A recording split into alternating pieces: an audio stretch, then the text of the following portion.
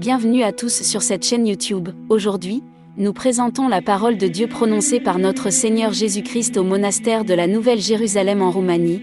La parole de Dieu sur le feu apocalyptique, partie 2. Israël, n'aie pas peur, car tu seras aux côtés de ceux qui brûlent et tu ne brûleras pas.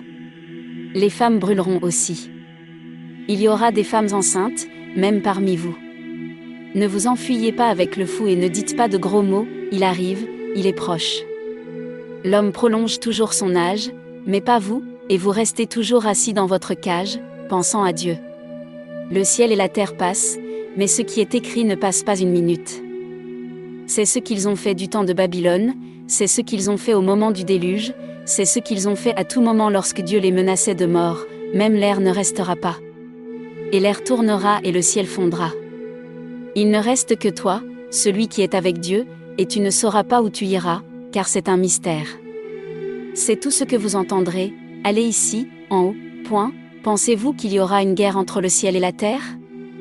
Mais ce n'est pas le cas, pécheurs avec croyants. La guerre est faite, mais l'outil n'est pas appelé.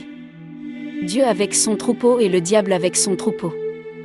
Il y aura une guerre comme il n'y en a pas eu depuis des siècles, et Dieu restera avec son peuple. Et le ciel sera aussi sur terre ici. Écrivez dans le livre saint. Le feu ne viendra pas du ciel, mais de toi, Père, du monde. Israël, tout le ciel est présent lorsque vous péchez. Ici, nous aurons notre demeure, sur terre. Cette terre sera le jardin de mon peuple et j'en ferai un paradis orné d'arbres et de la musique des anges et des oiseaux. Cette terre sera le paradis, mais le Seigneur la purifiera, comme il est écrit dans le livre. Soyez prêts pour la fin, ne brûlez pas avec les ordures, car tous les pécheurs périront. Soyez sages, car le malheur arrive. Apprenez à avoir le cœur pur.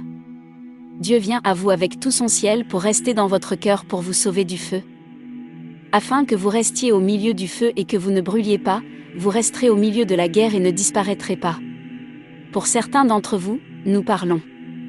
Vous vous tiendrez dans l'endroit sombre et vous donnerez de la lumière, et cela éclairera la créature, que Dieu dans votre cœur éclairera.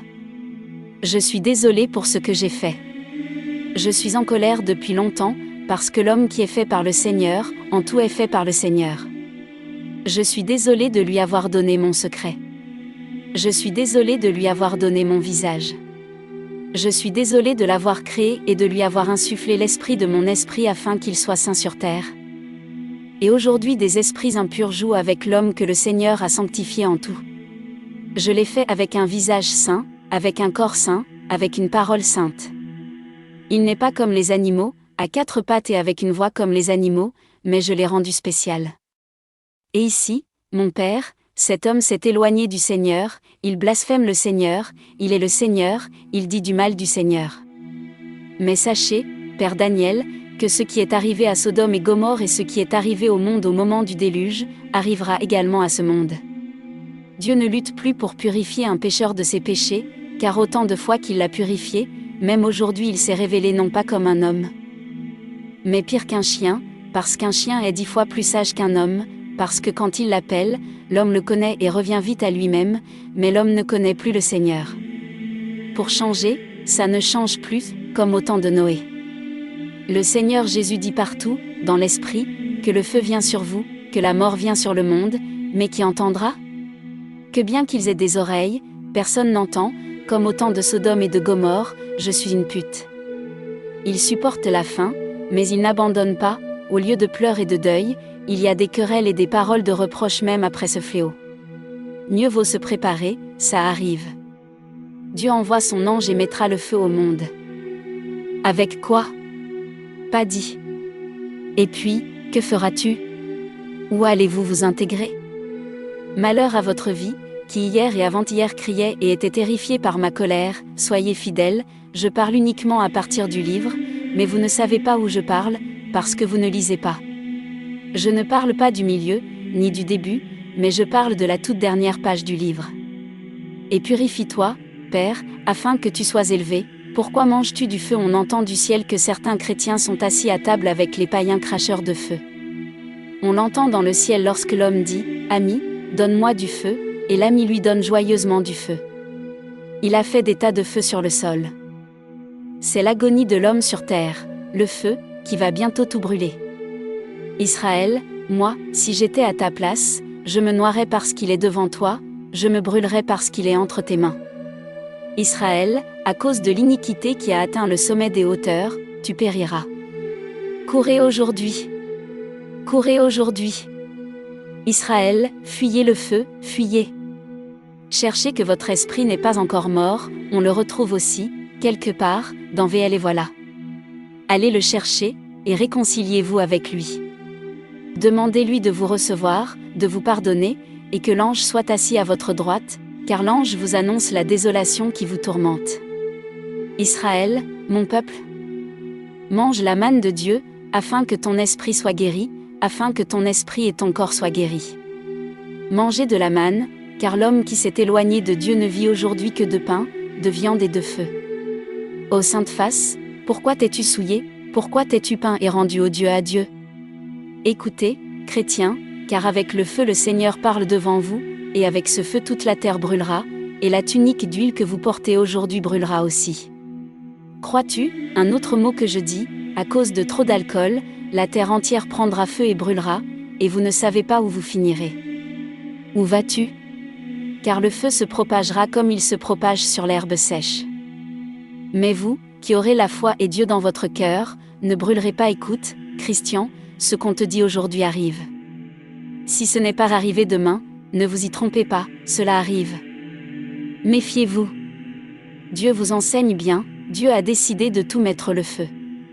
Rappelez-vous, seulement 2 minutes se sont écoulées depuis que le grand patron a quitté l'usine de Pitesti. Le diable l'a fait sortir, mais sachez qu'il ne s'échappe pas, et vous entendrez qu'il est attrapé par une race lourde, parce qu'il a amené mon pays à la ruine, qu'il n'en a pas été ainsi depuis des siècles. Il a mélangé les moutons avec les chèvres, il a mélangé les singes. Ô mon Père! Qu'a-t-il fait? Le face-à-face n'est plus connu. S'il était un homme agréable à Dieu, il ne permettrait pas aux créatures de se comporter de manière inappropriée. Il apporta tout le souffle dans le feu, qui commençait à brûler d'un endroit à l'autre. Voyez, mon Père, comme la terre entière va brûler, quand la terre prend feu, mes croyants ne brûlent pas. Il ne restera pas un arbre ni une maison intacte, rien d'ininterrompu, pas autant que vous puissiez mettre le doigt, non rougi par le feu, mais seule cette maison restera. Rappelez-vous et lisez la parabole de Noé. Noah, je suis ta mère. Noah, je suis ta belle-sœur. Noah, je suis ton oncle. Je suis ton petit-fils. Mais Noé ne pouvait rien faire, parce que ce n'était pas lui qui fermait la porte, et ceux du dehors ne croyaient pas. Qui l'avait fermée à clé? D'en haut, parce que ceux du dehors disaient et criaient, le déluge n'a-t-il pas été bien? Noah et moi l'écrasons. Pourquoi n'ont-ils pas brisé le navire, mes fils? Qu'ils ne le pouvaient pas, que Dieu ne leur avait pas donné de répit pour le faire. Que même aujourd'hui celui qui vous menace n'aura aucun répit, que tout souffle passera par le feu. Mes enfants, laissez tout, préparez-vous, car le feu arrive. Qu'il n'y ait rien au monde sur vous ou dans votre maison qui prenne feu. Le feu ne vient pas pour vous, mais si vous possédez une chose du monde, elle vous brûlera et vous voudrez l'enlever, mais vous ne pourrez pas le faire, car elle vous collera. Vous entrerez également dans l'eau, mais vous ne pourrez pas l'éteindre. La terre est inondée d'armes à feu.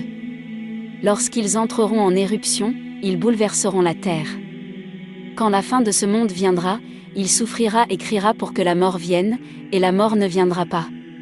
Oh, l'homme est capable de passer la nuit avec une pipe dans la bouche, avec du feu dans la bouche. Quelle douleur il y aura dans le monde!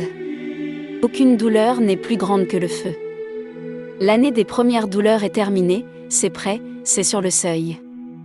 La douleur arrive, en vérité. Je dis que j'écarte ceux qui aiment Dieu et mettent le feu à la terre et ceux qui n'obéissent pas. Qu'aucun amateur de feu, fumeur, ne pense qu'il n'est pas payé par le feu. C'est la fin du programme d'aujourd'hui. Que Dieu vous bénisse et vous garde près de son Sacré-Cœur. Amen.